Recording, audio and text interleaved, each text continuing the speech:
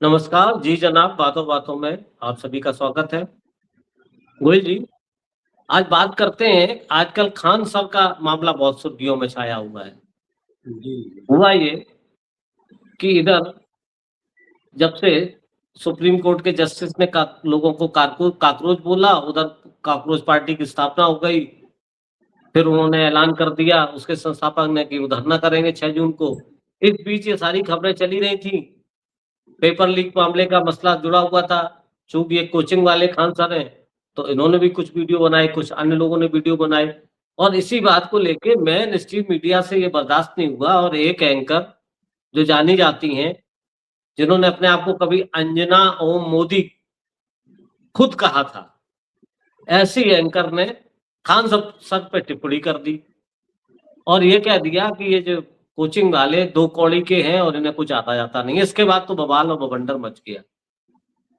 और उसके बाद फिर कोचिंग वाले निकल पड़े और वो लानत मनामत की सो कॉल्ड एंकर की कि पूछिए नहीं। एंकर दिल्ली हाई कोर्ट गई, वहां पे मुंह की खाई।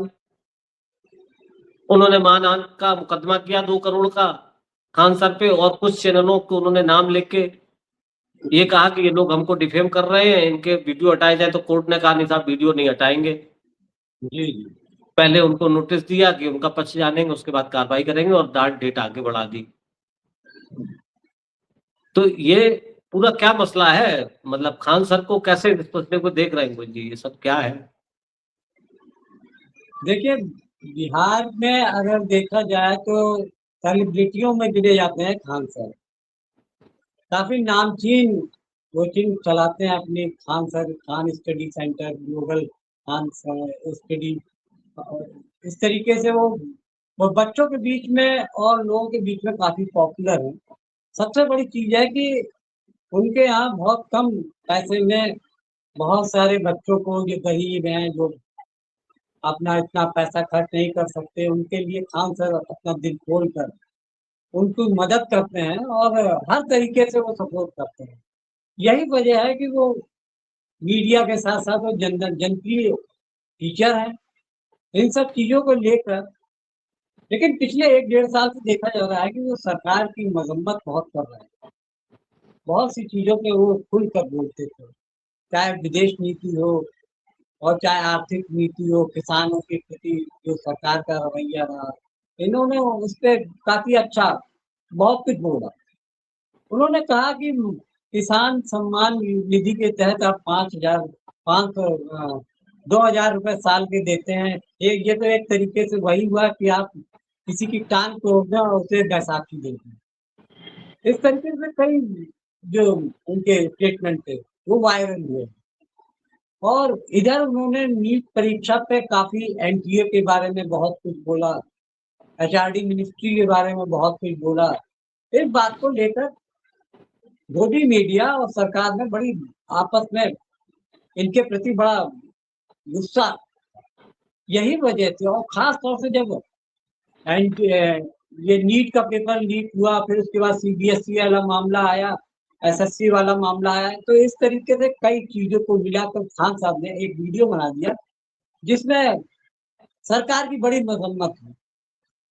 ये सब बात मोदी मीडिया को हज़म नहीं हो रही थी और उन्हीं के इसी के साथ-साथ अन्य जो यूट्यूब एजुकेटर्स हैं, उन्होंने भी सरकार की बड़ी इस मामले में काफ़ी निंदा की, आलोचना की, किस तरीके से लगातार नीट पेपर लीक हो रहा है, सीबीएसई में ओएसएम नई पद्धति लागू करके मार्किंग कराई गई। ये सब चीज़ों को लेकर काफ़ी सरकार की वो हो रही थी, किरकिरी हो रही थी। यही वजह थी कि आज तक में जो मोहतरमा हैं, जो सीनियर एंकर अपने आप को कहलाती हैं, उनको बड़ी चुभी कि इन यूट्यूबर्स की इतनी हिम्मत हो जाएगी कि सरकार की पॉलिसियों की इतनी ज़्यादा आलोचना या निंदा करें। उन्होंने अपने एक वीडियो में कह दिया है कि 2 कौड़ी के लोग हैं ये लोग, जो जिनको आना ना जाना कौड़ी। इन सब शब्दों का प्रयोग करके उन्होंने उनके बारे में काफ़ी उल्टी-सीधी बातें करी, जो कि यूट्यूबर्स को काफ़ी चुभ गई। अच्छा, यूट्यूबर्स में बहुत सारे ऐसे टीचर्स हैं जो कि बहुत ही नामी गिरामी हैं, अंकित अवस्थी हैं आपके, और कई लोग हैं जो कि उनका अपना सोशल मीडिया प्रभाव है, अपने अच्छे खासे फॉलोअर्स हैं, उनके अच्छे खासे यूट्यूब चलते हैं। ये बात उनको खल गई, तो फिर उन्होंने धीरे-धीरे इस सरकार को की और अंजना ओम कश्यप की खास तौर से यूट्यूब के ज़रिए, वीडियो के ज़रिए, सोशल मीडिया पे इतना ट्रोल किया कि इनकी हालत, पटना कोर्ट ने एक अपना वो दिया कि खान सर के खिलाफ में ऐसा कोई भी आपराधिक मामला नहीं बनता है। जान की जोखिम पे आदमी अगर गोली चलाने का आदेश देता है, तो इसमें कोई बुराई नहीं, आत्मरक्षार्थ अगर कोई गोली चलवा रहा है, तो इसमें कोई वो नहीं है। इस तरीके से खान साहब को वहाँ से, पटना कोर्ट से बड़ी राहत मिली। इससे खान सर का मनोबल भी काफ़ी ऊँचा हुआ। खान सर के बारे में ये कहा जा रहा था कि इनकी गिरफ्तारी हो जाएगी, इनके कोचिंग सेंटर को बंद कर दिया जाएगा और उनका जो नवनिर्मित नया हॉस्पिटल है, वो सब सीज किया जाएगा। उन सब चीज़ों को लेके अब वाहें खूब फैलाई, और खास तौर से कुछ छोटे-मोटे जो यूट्यूबर्स होते हैं, जो सत्ता समर्थक होते हैं, तो उन लोगों ने खूब खान साहब की बदनामी करने के लिए खूब कुचक-प्रचक, उनका प्लान था कि किसी तरीके से खान साहब जेल चले जाएँ, और इस बीच में 4-6 महीने के लिए भी चले जाते हैं, तो इस बीच में उनकी कोचिंग सेंटर बंद भी हो जाएगा, बदनाम हो जाएँगे, किस-किस को सफाई देते फिरेंगे। तो ये असली मामला ये है कि खान सर से और गोदी मीडिया का जो 36 का आंकड़ा था, वो खुल के सामने आ गया। हैरत की बात ये है कि पिछले साल तक यही चैनल वाले खान सर को अपने यहाँ बुला-बुला के इंटरव्यू करा कर करते थे। गौरवान्वित समझते थे कि खान सर हमारे यहाँ आके इंटरव्यू दे रहे हैं, टीआरपी की वजह से। आज वही खान सर आज फैजल खान हो गए। मतलब ये देखिए, इस घटिया सोच देखिए। तब तक वो खान सर थे, आज वो उनको फैजल खान, जिहादी और ना जाने देशद्रोही, जाने क्या-क्या चीज़ बनाई जा रही जी, है। जी, बिल्कुल सही कहा तो आपने। अब हिंदू मुस्लिम करने का मौका भी मिलेगा, फिर भी टीआरपी मिलेगी। अभी टीआरपी मिली उनकी फैन फॉलोइंग से, उनके वीडियोज़ से, इसलिए बुलाना चाहते थे। अब खान सर से फैजल खान हो जाएँगे, हिंदू मुस्लिम होगा तो ये भी टीआरपी का कारण बनेगा। ये तो मेन स्ट्रीम मीडिया को तो टीआरपी से मतलब है और उनको मुद्दे मिलने चाहिए। लेकिन इस बीच अभी आपको बता दें कि उत्तर प्रदेश में लॉ एंड ऑर्डर पे मसले लगातार प्रश्न उठते रहे हैं, अभी भी उठते हैं। जो अपराधों का ग्राफ है वो बढ़ रहा है। अभी भी राजधानी लखनऊ में केस हो रहे हैं, वारदातें हो रही हैं, वुमेन्स क्राइम अगेंस्ट वुमेन की बहुत रेशियो बढ़ा है। अभी कल ही परसों की एक घटना है जो यहाँ पे राजधानी लखनऊ में एक ऑटो ड्राइवर ने पुलिस भर्ती परीक्षा में परीक्षार्थी को साथ मैलिस प्रोसिक्यूशन उसको रोका, डिटेन किया और गलत नीयत से उसको कहीं और ले जाने की कोशिश की। बाद में शोर मचा ली, उन परीक्षार्थियों ने उसकी उँगली काट दी। खैर ये तो अलग बात है, चलता रहता है। लेकिन इस बीच पुलिस की कार्यप्रणाली पे यहाँ पे सवाल उठते रहते हैं, राजनीतिक लोग उठा लेते हैं, लेकिन अभी इलाहाबाद हाई कोर्ट ने सवाल उठाया है और बड़ी नाराजगी उसने जताई है अवैध हिरासत को लेके। आपको पता ही जी, होगा कि पुलिस फुल एनकाउंटर और हाफ एनकाउंटर कर रही, जिसपे सवाल खड़े हो रहे हैं। हाई कोर्ट जी, भी इस पे सवाल खड़ा कर चुका है। लेकिन अभी इसमें उन्होंने ऑर्डर किया है, इस पे स्पष्ट ऑर्डर किया है। आपका गाजियाबाद का ही मामला है। एक जी, व्यक्ति असद वाला। जो कि जो कि नहीं, उसमें ये अधिवक्ता होता है और उसको पुलिस घर से उठा ले जाती है और उसके ऊपर चौकी प्रभारी ले जाते हैं। उनका नाम है चंदर सिंह, जो अधिवक्ता है और दिव्यांग भी हैं। तो उस पे जी, जब हैबियस कॉर्पस होती है और उस पे जब हाई कोर्ट में मामला जाता है, तो हाई कोर्ट उसमें सुनाता है नहीं, आप अवैध हिरासत में नहीं रख सकते, बिना कारण नहीं उठा सकते। और उस पुलिस ने क्या उसको सीधे जेल भेज दिया। निजी जी, मुचलका उससे भरवाया और मुचलके के बाद जेल भेज दिया, मजिस्ट्रेट के सामने पेश नहीं किया। तो उस मामले में सुप्रीम कोर्ट ने पुलिस को हिदायत देते हुए और सख्त नाराजगी जताई है और ये ऑर्डर पास किया है कि इस तरह की अवैध हिरासत रखने पर आप 25,000 रुपए प्रतिदिन के हिसाब से जुर्माना देंगे, जमा करेंगे और ये जुर्माना उस पुलिस अधिकारी पे लगाया जाएगा, ना कि सरकार जमा करेगी। तो ये बड़ा महत्वपूर्ण निर्णय है और आप देखते हैं कि अवैध हिरासतें बढ़ जा रही हैं, पुलिस निरंकुश होकर किसी को भी कहीं भी उठा लेती है जांच के नाम पे। तो कोर्ट ने ये कहा है कि पुलिस राजीव वाले जी, ये हाई सोचते हैं कोर्ट कि में उनको कोई देख नहीं रहा है।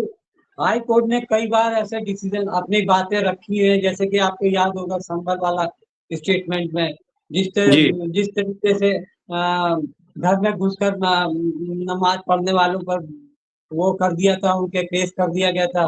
तो हाई कोर्ट के एक जज से अतुल श्रीधरन, आपने नाम सुना होगा, काफी नामी है वो, मध्य प्रदेश हाई कोर्ट से इलाहाबाद हाई कोर्ट में ट्रांसफर किए गए थे। वहाँ भी जी, गंभीर जी। मामले में उन्होंने कहा था। तो उन्होंने कहा था कि डीएम एसएसपी से कहा कि जब आप कंट्रोल नहीं सकते स्थिति को, तो आप इस्तीफा दे दीजिए। हैरत की बात है, उसके बाद उनका ट्रांसफर कर दिया गया। जी। उनको दूसरी जगह पे कोर्ट में वो कर दिया गया। तो हाई कोर्ट अब जजेस के मामले में एक अभी संजीव कुमार ने कह दिया कि भारतीय जनता पार्टी शासित राज्यों में तो कोर्ट बंद कर देनी चाहिए। वहाँ कोर्ट का कोई मतलब ही नहीं है। सरकार और पुलिस मिलकर फैसले कर रही है। जी, वही सवाल फिर खड़ा किया है कि आप खुद जज बन जाते हो, आप खुद मजिस्ट्रेट बन जाते हो, आप खुद जेल भेज देते हो, आप दंड दे देते हो। कई बार अब उसमें दलील दी गई कि वो साहब चल के आए थे, तो कोर्ट ने कहा कि क्या पुलिस सामुदायिक नेता है या पंच परमेश्वर है या धर्मार्थ शिक्षा चलाती है जो खुद चल के आएगा आपसे जो है फैसला कराने के लिए, पारिवारिक न्यायालय में आएगा। तो इस तरह की टिप्पणियां बड़े महत्वपूर्ण है और इससे पुलिस की निरंकुशता पर जरूर सवाल खड़े होंगे और हो सकता है इस पे रोक भी लगे। गोयल जी, एक और मामला है जो कि राम मंदिर अयोध्या से जुड़ा है। अब वहां चला कि भक्त पैसे चलाने जाते हैं, पैसे चलाते हैं, दान पात्र में डालते हैं, वहां पे चोरी हो गई, करोड़ों रुपया का वहां घोटाला हो गया कि पैसे इधर से उधर हो गए। तो अब बताइए, यहाँ भी चोरी हो जाएगी, भक्तों की भावनाओं से यहाँ भी खेला जाएगा। गजब है देखिए, भाई। राम मंदिर का जो अयोध्या का राम मंदिर निर्माण से पहले से ही विवाद में चलता रहा। जब जमीन अमीन खरीदारी चलती रही, तो जो ट्रस्ट बनाया गया था उस पे भी काफी गंभीर आरोप लगे थे कि रात को 2 घंटे के अंदर जो जमीन की कीमतें इतनी ज्यादा बढ़ गई। वो सब जमीनें भारतीय जनता पार्टी के नेताओं ने खरीद रखी थी। और भारतीय जनता पार्टी के लिए तो मंदिर एक मुद्दा है, मंदिर है, धर्म है, और हिंदू मुस्लिम है, यही तो उसके जो खास हथियार हैं, और इन्हीं के बल पे वो जीतती आ रही है। और धर्म और आस्था का सहारा लेकर वो जनता पर अपना पकड़ बनाए रखे हुए। इस तरीके से, जिस तरीके से राम मंदिर के अंदर जो चंदा चोरी का मामला सामने आया है, इस बात को लेकर लोग हैरत तो कर रहे हैं, लेकिन किसी भी प्राधिकृत अधिकारी ने इस बारे में कोई भी बयान नहीं दिया है। भले ही संजय सिंह इस मामले में खुलकर बोल रहे हैं कि भारतीय जनता पार्टी धर्म के साथ साथ आस्था के साथ भी खिलवाड़ करती है, और भक्तों के जो कि उनके भगवान के रूप में जो चढ़ावा चढ़ाते हैं उसमें भी हेरा फेरी और ठगने का काम कर रही है। जी, लेकिन इस पूरे मामले में आपको बताना है बड़ा सरगर्मी है। नेता विपक्षी पार्टी के नेता अखिलेश यादव ने भी इस मामले को उठाया और उन्होंने कमेंट किया, तो बात और आगे बढ़ गई। सुनने में आया कि मंदिर ट्रस्ट के जो अध्यक्ष हैं, नृपेंद्र मिश्र ट्रस्ट के अध्यक्ष भी हैं, तो उनकी बुलावा दिल्ली से आया है और उन्होंने लगता है अपनी सफाई देने गए हैं या क्या देने गए हैं। ये मामला चूंकि अभी आगे बढ़ेगा, लोग तो सीबीआई जांच की मांग कर रहे हैं और ये मामला अब आगे बढ़ सकता है, इसमें कोई शक नहीं। में जी जनाब, मैं आज इतना ही। कल फिर मिलते हैं किसी अन्य मसले पे। धन्यवाद।